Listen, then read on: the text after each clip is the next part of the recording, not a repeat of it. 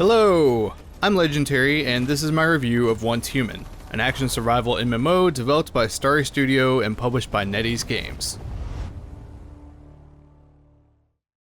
Just a quick note, I spent a little over 100 hours and a full month playing this game at the time of writing. This will be important information for reasons you'll come to understand a little bit later in the video when I break down how seasons work. And yeah, that means it's been a while since my last upload. Probably the last time I'll ever try to review an MMO. But I've also had a few other fun, lengthy projects in the works, so maybe toss this video a like and consider subscribing. Anyways, on with the show.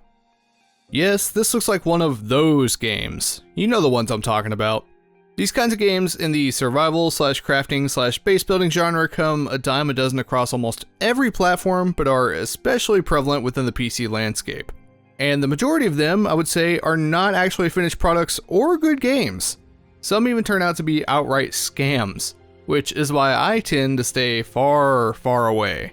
However, Once Human has remained a constant blip on my radar for the last few months. It combines elements of survival games with pretty responsive third-person shooting and a massively open world full of other players and unconventional monsters, which gradually evolves over the course of a season called a scenario. I follow some creators that took to social media to express their positivity from the beta period, and that piqued my interest in what it was doing differently. So after watching a little bit of gameplay and hearing about some of the cool events that happen, I decided to dip my toes in to get a temperature reading. This is a topic that I'll definitely swing back around to later, but for those wondering, yes, Once Human does include quite a lot of paid cosmetic items. But you can play the entirety of the game for free, no catches. And the amount of content that they offer you without a price tag actually seems insane. The main story of Once Human is pretty bare. It's really only told to you through dialogue sequences and some short gameplay segments. I think there were maybe 2 cutscenes using in-engine footage toward the end, but both of them looked very rough. I think the lip sync was actually missing from some of those. But let's be honest here, a lot of the MMO players won't really care about the plot anyways. They're here for the community and for the grind, so here is all you need to know. There's a shadowy underground agency called Rosetta, an event they might have caused called Starfall, which killed or mutated a bunch of people into monsters, and some folks who were immune to the effects of the event called metahumans. After Starfall happened, some oddball creatures and objects called deviations started leaking into our reality from alternate dimensions, and are now on the loose in our world. As one of these metahumans, you come across a mysterious girl named Mitsuko who asks you to join her crew, the Mayflies, to scrape together resources, take out a bunch of hostiles, and deal with or capture deviations to use for your own means. It leans on a subgenre of horror fiction that some of you might not be very familiar with called SCP, that stands for Secure, Contain, Protect. And it's been at the core of many video games, TV shows, and online creepypastas for the last couple of decades. To summarize the whole genre as simply as possible, dangerous objects or creatures imbued with supernatural powers appear, and a secretive group moves in to capture them, documenting their properties and investigating their origins away from the public eye. And normally, something goes terribly wrong in some step of this process. What this means for Once Human is that the developers can put whatever goofy thing that they want into the game and explain it away as an SCP that defies our understanding of reality. It has a penchant for the weird, and I love seeing the team's creativity on display. Bust with human arms? Check. Cartoon dinosaur chef? You betcha. Giant man made of balloons? Absolutely. This gave Starry Studio the freedom to go in any direction they wanted with their concepts and artwork. My only complaint is that they didn't delve deeper and give us even more. Outside of the bosses, the deviants you can collect, and the human units, you're really only fighting a handful of uniquely inspired monsters. And let me tell you, you're gonna get real tired of fighting those Rosetta guys.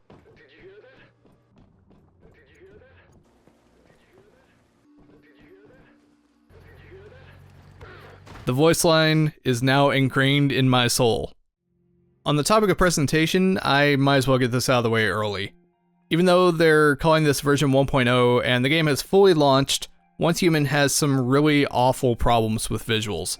I'd say that sometimes the game looks fine or even pretty good, but almost anywhere you look, you'll find muddy textures that didn't load in correctly, shadows that don't make sense, bugs with UI elements, and just outright broken environments. I'm sure some things will be ironed out eventually, maybe even by the time this video comes out, but for the developers to not fix some of these issues in between the beta period and now, it makes it seem like they put way too much on their own plate, but were scared of pushing the release date back until it was in a more stable state. I know some people won't mind it as much, being as massive as a game as it is surely means lots of corners for the stuff to hide in, but first impressions are always going to be important to new players. and running into stuff like this a couple of hours into the game does the devs no favors. Also, I have nothing good to say about the menu system or the amount of keyboard shortcuts they expect you to remember. There are menus buried within menus buried within menus that exist for no good reason. There are like 5 different menu tabs that open the microtransaction shop, 5 different menu tabs that hide seasonal events and objectives, 3 places to go for improving weapons and armor in different ways, different tabs in the territory building menu for things that use electricity, which doesn't include other things that use electricity. Junk items and important currency take up slots in your backpack right beside crafting materials and weapon mods, and on it goes. I found out after playing for 30 hours that hundreds of extremely important skill points are hidden inside a seasonal goals menu, which is hidden behind this menu, which can only be accessed by clicking on this tab in the escape button menu, which doesn't even look like a clickable element. Just what an absolute mess. Ugh, I'm getting ahead of myself. Just let me cool off and start over. Once Human is a veritable mishmash of ideas and mechanics from other games. The foundational component is a blend of your normal survival game suspects. Rust, DayZ, Valheim, even a bit of Palworld thrown in for good measure. You start small, grind some materials and farm XP, and then the game eventually compounds upon itself with more and more complex systems that add depth to the experience. The second major component is that of a third-person looter-shooter. Gunplay feels okay enough with the right attachments and mods on your weapons, and player movement is decent, if not a little bit unrefined, but the developers have made a few strange choices that I'm not a huge fan of.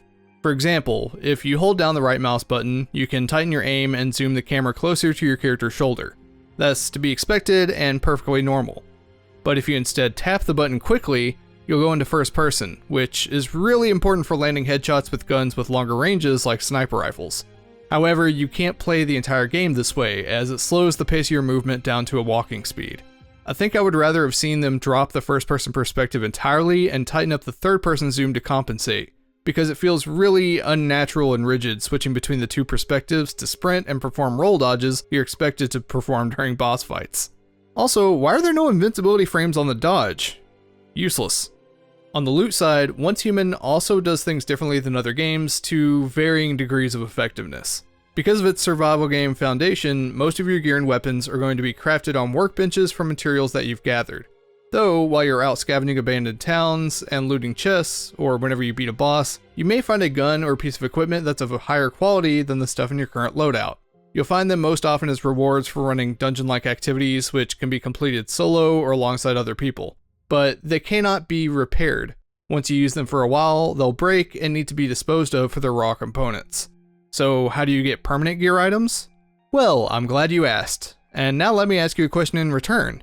How do you feel about gambling? Okay, not like real gambling, but gambling with earned in-game currency. So there's this thing in the game called the Wish Machine that looks like an arcade cabinet, and you earn a currency called Starcrom through various activities to use at these machines. Throw in some currency, pull the lever, or in this case whack the magic llama a couple of times, and you get some blueprints. It's really confusing at first glance, but there are a handful of different pools that offer different jackpots. Most often the highest rarity orange items, which have unique attributes and a higher gear rating, which affects your damage output. If you don't get them on your first pull by being extremely lucky, you'll probably end up spending quite a bit of Starcrom to eventually see one drop. But you'll also be racking up blueprint fragments for other items of lesser quality as you go. If you don't feel like appeasing the gacha gods, you could just open the blueprint shop of the machine and straight up buy some of these blueprints on their own. But the trade-off is that they're extremely pricey, and you won't get any extra fragments along the way. But if you have a specific build in mind that requires a certain gun or a piece of gear and you don't want to waste your time in hard-earned Starcrom, this could be the way to go.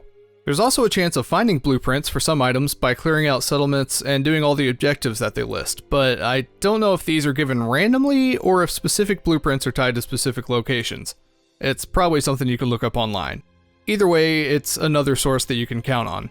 You can also spend unwanted blueprint fragments to upgrade any blueprint of the same family, allowing you to craft higher quality versions. But this looks like a goal with a really long tail that you'll be accomplishing over multiple seasons. And then there are the deviants. I don't really know how to classify them, so I'm just throwing them in here with loot. You can kind of think of them like Pokemon, or more functionally like pals for the people who gave Palworld a shot. Going in, I thought these would be a little more interesting than they actually turned out to be, but Basically, you can find these little dudes by solving certain riddles, beating bosses, or hiding in specific points on the map, and you just walk up to them and catch them. That's pretty much all there is to it. Some are used for combat, of which you can only hold one at a time in your backpack, and the rest are used for territory management. Stick them in a display case and they'll do stuff for you, like produce materials for potions or generate extra electricity for your generators. It seems like there's going to be a handful of these showing up and rotating per season, changing up how you operate around having or not having access to certain ones' effects. I practically forgot that I had them half the time, and their utilization in combat felt pretty underwhelming, even when playing with higher skill level deviants. I really think they could do with some kind of overhaul in damage and function, or just remove the combat cooldown completely and let them hang out forever until they run out of health. You know, like other games. I just want the game to give me more reasons to not stick them in the corner and never look at them again. Now, the third pillar of Once Human is that of an MMO, which means it has a metric ton of content and a very long tail to keep you and your friends grinding away for weeks. There are times when trading with others or working together is necessary, or the game can be turned into more of a competitive experience by joining a PvP server if you'd rather play that way. However, the MMO aspect is also where the largest question marks lie. Because of the developers' plans for seasonal content and the progression of what they're calling scenarios, there's a dense layer of confusion about the future of the game that they need to communicate to players as soon as possible. It seems like the current story scenario, the first one that's playing out right now, progresses every week over the course of about 6 weeks, and then the servers will be wiped clean of everything besides your paid cosmetics, schematics for rebuilding your base, high-end currencies, and your craftable blueprints for gear. And then some, but not all of your stuff, moves over to a permanent server called Eternal Land, which does not get updated with seasonal content or include any combat as far as I'm aware. A really odd choice there. It kind of seems like more of a social hangout area made to show off your stuff, if I'm being honest.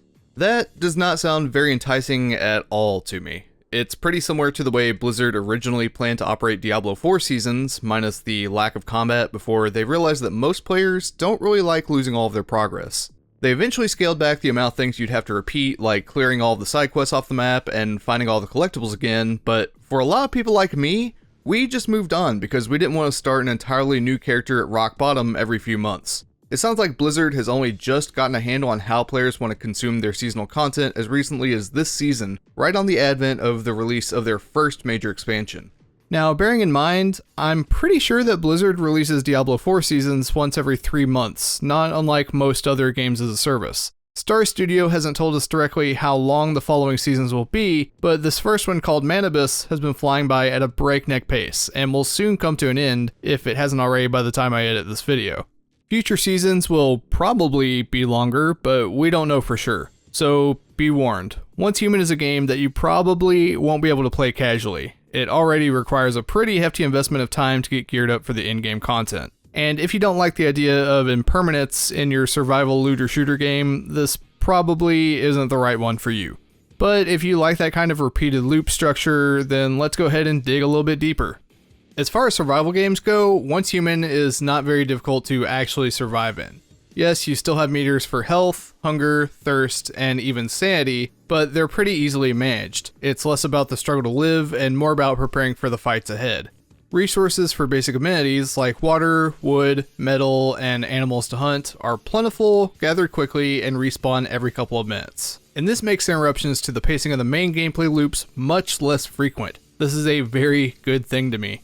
The backpack is also pretty massive, so you don't have to worry about making tedious pit stops at your base too often to drop stuff off. I don't know about you, but I would much rather spend my time fighting or continuing to collect resources rather than running back and forth getting over-encumbered every few minutes.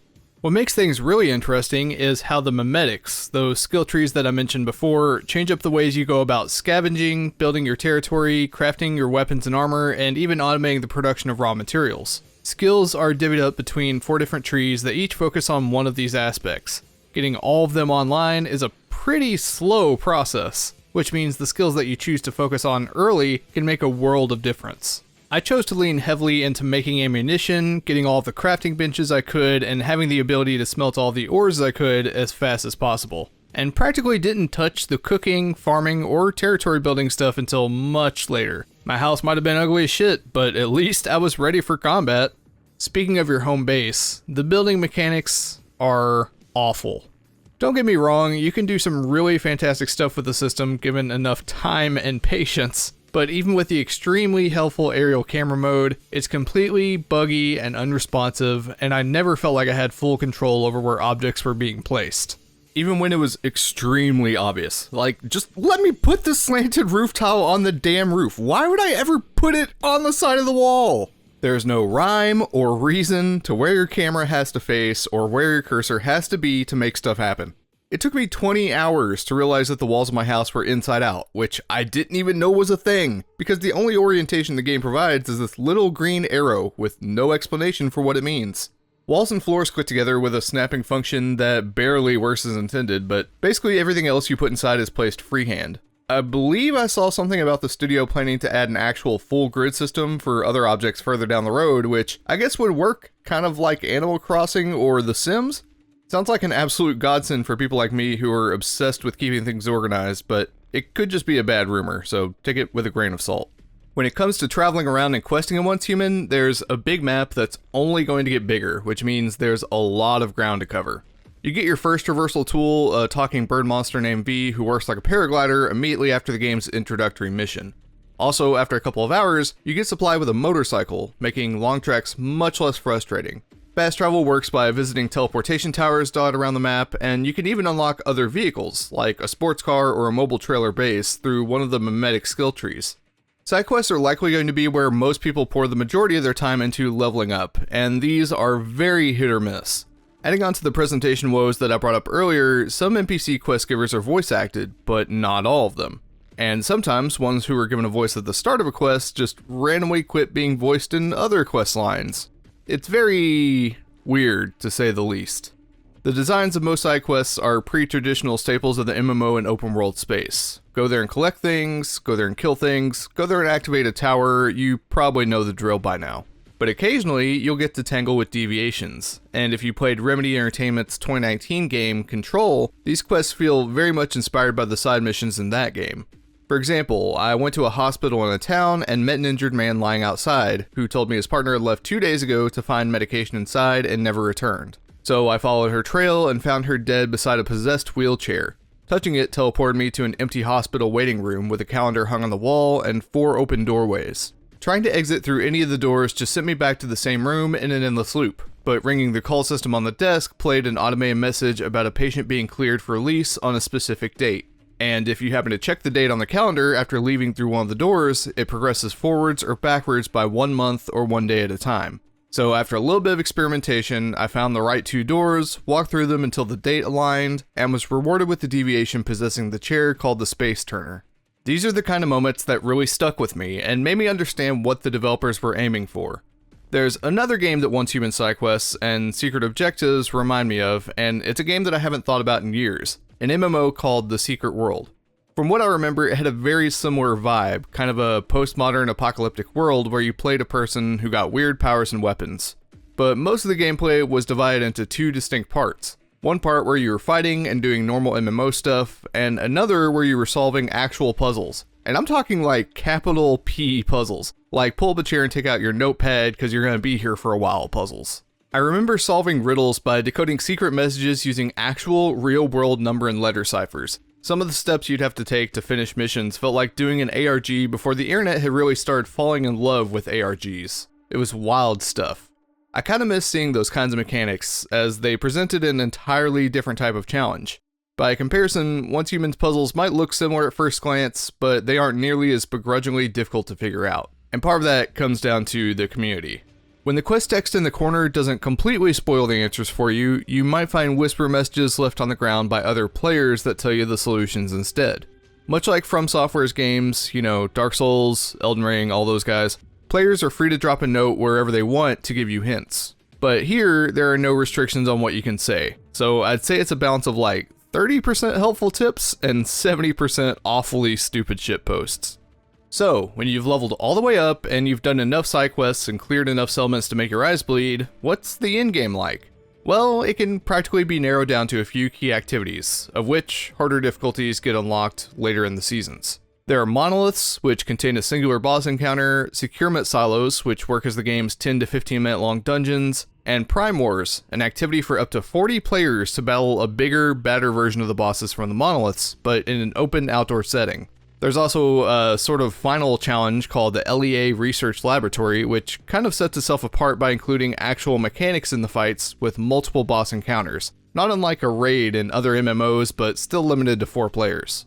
Now, these weren't the only things to do when you finished the story and reached max level this season, but they were your primary path towards earning rewards, and most of them will probably continue to be a mainstay. But the first thing I want to do is level with you. Almost all of the bosses in these activities were bad.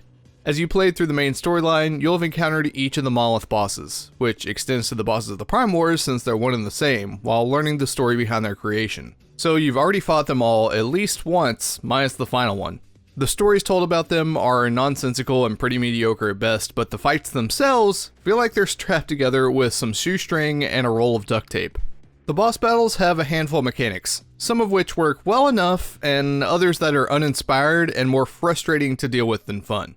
Several of these fights include completely unavoidable projectiles that will track you around walls, swarms of additional units that will overwhelm you unless you have a very specific AoE damage build, a one-shot kill mechanic that wipes the entire party or knocks them out of the arena, or attacks that are decently telegraphed but can only be avoided by running to the complete opposite side of the arena in a matter of seconds. There's also little to no feedback indicating when you're doing things right or wrong, creating confusion between players as they scramble to figure out who isn't shooting something at the right time or standing in the right place. The sad part is that I can see the potential of a lot of these boss fights hidden just beneath the scuffed up surface, but the devs need to learn to utilize their interface better to give more clear direction. Showing a message on screen that says "hit the weak points" is completely unhelpful when we've learned to do that in every video game since the dawn of the home console. If the boss is about to blow up one side of the arena, make it more clear where I need to avoid with a glowing red zone, or tell me how to stop it from happening. If an instant wipe mechanic is on the way, give us visual and sound cues coming from the thing we need to shoot and put a timer on the screen counting down.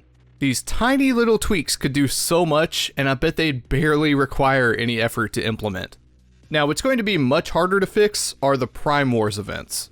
Prime Wars are set up as the pinnacle of cooperative gameplay experiences in Once Human, with their gargantuan player counts, top-tier difficulty, and loot. But what do you get when you stick 40 players in a football-sized arena and give them all incentive to build as much bullshit around a single defense point as they can?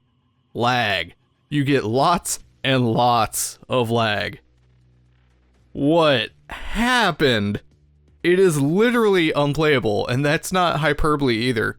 You can't shoot, you can't reload, you can't jump on or off turrets. Sometimes you can't even move without rubber banding back to where you were standing 10 seconds ago. And if you're thinking to yourself, nah, that's just a one-time thing, your internet's probably bad. No. This is every single Prime War. Everyone on the server experiences this, if it doesn't completely crash and boot everyone offline.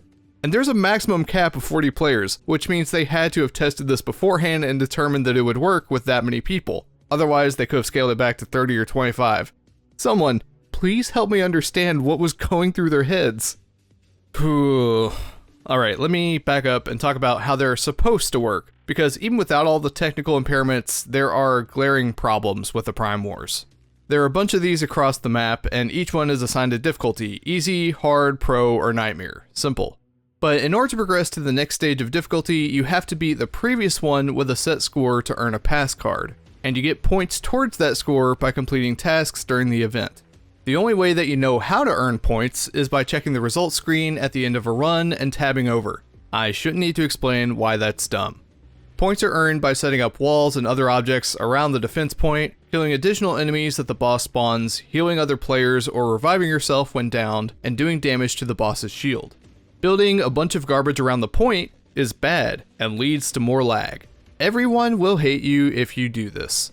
Extra enemies last for about 2 seconds because everyone is competing against each other to get those kills. So that leaves 2 options. The community has come together as a consensus and determined that the easiest way to earn points is by going into your menu, hitting the self-destruct button that's basically a debug tool to let players respawn somewhere else, and then reviving yourself with a shot of adrenaline before the battle starts. I would call this an exploit, but it's practically required. So let's open the can of worms that is the last option, breaking the boss's shields. Each boss in the Prime Wars gets an overshield represented by a second bar underneath the actual health bar. So what, you think you're just going to keep shooting at it? Maybe use some interesting new mechanic to break the shield? The only way to break a boss's shield is by having done a bunch of preparation before the event even started. And even if you have done a bunch of preparation, you might be too unlucky to be able to prepare in the right way. Confused yet? Because I definitely was. Here's a list of the things that you'll need to have before you even think about attending the Prime War. Mimetic points that allow you to build Gatling cannons, specifically Gatling Cannons 2 because Gatling Cannons 1 sucks. A synthesis workbench. Materials for crafting biomissiles on the bench to use as ammunition for the Gatling cannons. Materials for building the cannons themselves. And for Nightmare difficulty, the ability to craft red plasma rounds. Now, I know I'm already getting long in the tooth here, but something I didn't mention earlier is that mimetic skill trees have another level of depth to them. Every 5 levels, you earn an extra choice between one of 4 randomly rolled specialty skills. Some of these are practically useless, while others are damn near mandatory. But the choice you make is permanent, with a very limited amount of rerolls earned by completing seasonal goals. How do you know which ones are good or bad? Well, if it's your first time playing, you won't, unless you're streaming and chat tells you about it, or if you make your way to the subreddit. The ability to craft red plasma rounds is one of these randomly rolled skills, one that never showed up for me. I also never got the one that allows you to craft a backpack which doubles in size, or the one that lets you turn acid into portable mixed fuel for making biomissiles, or the one that lets you craft 3 times as many biomissiles and red plasma rounds for the same cost as one and makes them weigh 80% less. I cannot express to you just how frustrating it is to have a character who is useless at everything in the endgame because of bad RNG. Having to track down someone else in world chat and beg them to craft missiles with my materials every time I feel like attending a Prime War is a terrible time. I mean, these aren't like professions in other MMOs where it's like, well, I'm a warrior, so I'm going to take mining and blacksmithing to make better plate mail armor for myself. It's just completely up to chance. Oh, you want blacksmithing? Well, let's see what the wheel has to say. Oh, sorry, buddy. Looks like you're gonna need these. Look, I spent a lot of time playing Once Human, more time than it probably deserves. I had some fun with it, really, but I cannot, with a clean conscience, tell you to try it out as it currently is. Most of the features are a mess, and I feel like the future of the game is too uncertain at the moment. There's no guarantee that the developers will find a path forward that everyone's happy with for the seasonal structure. If you're getting into the game more than a couple weeks after a season has already begun, you will be playing an infinitely long game of catch-up unless you turn playing Once Human into a second job. The community is cool, it has the potential to grow into something amazing with enough TLC, but for now, I'm setting it aside. It's a game that draws inspiration from many other games and tries to do as many things as possible all at once, but under the weight of its own lofty ambitions, it falters and drops a lot of spinning plates along the way. Once Human receives a 6 out of 10.